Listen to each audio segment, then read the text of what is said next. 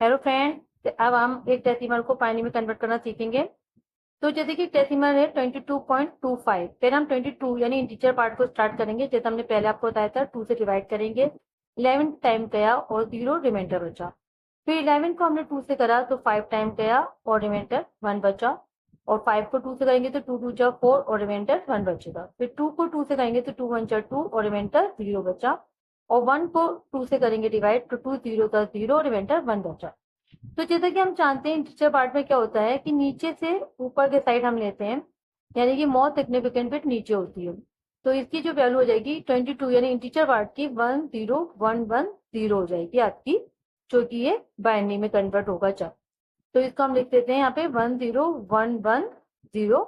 ये बाइनरी के पेज पर वैल्यू हो गई 22 की, डेसिमल की। अब इसके बाद हम इसका जो फ्रैक्शनल पार्ट था यानी 0.25 उसको करेंगे। जैसे कि हम लास्ट वीडियो में बता ही चुके हैं कि फ्रैक्शनल पार्ट को करने के लिए 2 से मल्टीप्लाई करते हैं। तो जब हम सबसे पहले 0.25 को 2 से मल्टीप्लाई करेंगे तो हम देखते हैं हमारा आएगा 0.50। तो इसमें क्योंकि इंटीजर पार्ट 0 ही रहेगा तो इसका जो इंटीजर पार्ट है वो हम लिख देंगे 0।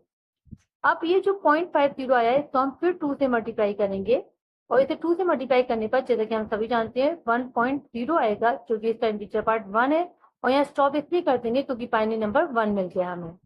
अब इसमें हम जानते हैं कि फ्रैक्शनल पार्ट में हम ऊपर से नीचे की तरफ जाते हैं, यानी मोस्ट सिग्निफिकेंट बिट ऊपर के साइड होती है।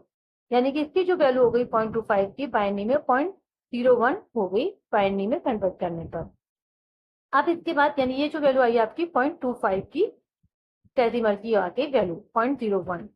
अब यानी कि टोटल मिला के अगर हम देखा जाए तो जो हमारी पहले वैल्यू आई थी 10 और 110, जो कि हमारे इंटीजर पार्ट की आई थी, और 0.01 जो कि हमारे फ्रैक्शनल पार्ट की आई है, यह आंसर हो जाएगा आपका।